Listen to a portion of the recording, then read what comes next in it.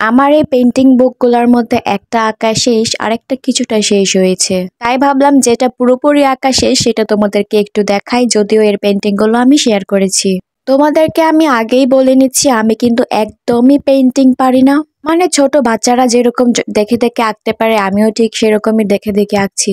ছোটবেলা থেকে পেন্টিং শেখার ইচ্ছে থাকলেও সেটা আর শেখা হয়ে ওঠেনি। তাই এখানে যে পেন্টিং গুলা দেখবে সেগুলো তোমরা ভাইকে প্রফেশনাল আর্টিস্টদের সাথে তুলনা করে আমার উল্টাপাল্টা কমেন্ট করো না যে এটা ভালো হয়নি ওইটা ভালো হয়নি। আমি তোমাদের আগেও বলেছি, ইভেন আমি প্রত্যেকটা ভিডিওতেই বলার চেষ্টা করি যে আমি একদমই নতুন, আমি কিছুই পারি না, আমি এখনো শিখছি। একদম শেখার শুরু থেকে ভিডিও দেওয়ার কারণ হচ্ছে আমরা যখন কোনো ভিডিও দেখি আর সেটা দেখে দেখে আঁকার চেষ্টা করি, যখন সেটা আমাদের মন মতো হয় না বা আমরা যেটা দেখে এঁকেছি সেটার মতো হয় না, তখন আমাদের মন খারাপ হয়ে যায় যে কেন এটা আমাদের এরকম ভালো হচ্ছে না, ওদেরটা তো ঠিকই পারফেক্ট হচ্ছে। কিন্তু আমরা এটা একবারও ভাবি না যে এটা ওরা পারফেক্ট করতে ঠিক কত বছর পরিশ্রম করেছে, কত সময় দিয়েছে, কত প্র্যাকটিস করেছে।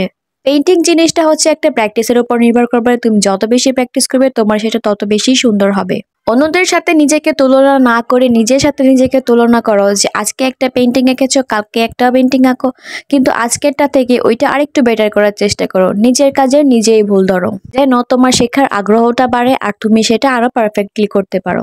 কোনো কাজ করার পরে কখনই এটা ভাবে না যে আরে এটা তো একদম পারফেক্ট হয়েছে, কারণ যখন থেকে তুমি এটা ভাবতে শুরু করবে যে আমার কাজটা তো একদম পারফেক্ট হয়, তখন থেকে তোমার মধ্যে শেখার আগ্রহটাই চলে যাবে।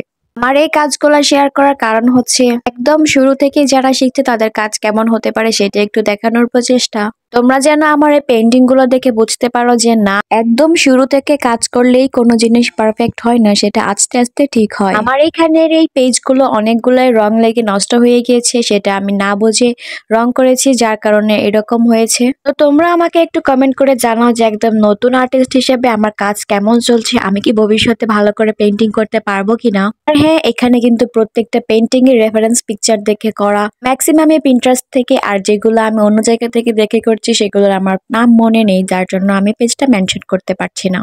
আর এখানে কে কয়টা পেন্টিং তোমরা আমার ভিডিওতে দেখেছো সেগুলো কিন্তু কমেন্ট করে জানিও। তোমরা যারা একদমই নতুন পেন্টিং করছো আমার মতো আর কেউ তোমাদের প্রশংসা করছে না, তোমরা কিন্তু কেউ মন খারাপ করো না, ভালো করে কাজ করে যাও, প্র্যাকটিস করতে থাকো, ইনশাল্লাহ একদিন খুবই ভালো করতে পারবে। তো তোমাদের সাথে কথা বলতে বলতে আমার এই পেন্টিং বুকটা কিন্তু দেখানো প্রায় শেষ হয়ে গিয়েছে। এখনকার পেন্টিং গুলো হচ্ছে একদমই নতুন, যেগুলো আমি এই বুকটা কেনার সাথে সাথে পেন্টিং করেছি। তো তোমাদের কোনটা ভালো লেগেছে কমেন্ট করে জানিও। আর চলো এখন একটা ব্ল্যাক প্যাড দেখাই, যেখানে আমি ছোট ছোট কিছু ফ্লাওয়ার্স এঁকেছি। আসলে এটা কাগজের মতোই কিন্তু একটু ভারী, যার কারণে বেশি পানি দিয়ে কাজ করা যায় না, তাই এখানে আমি একদম ছোট ছোট ভাবেই কিছু আঁকার চেষ্টা করেছি।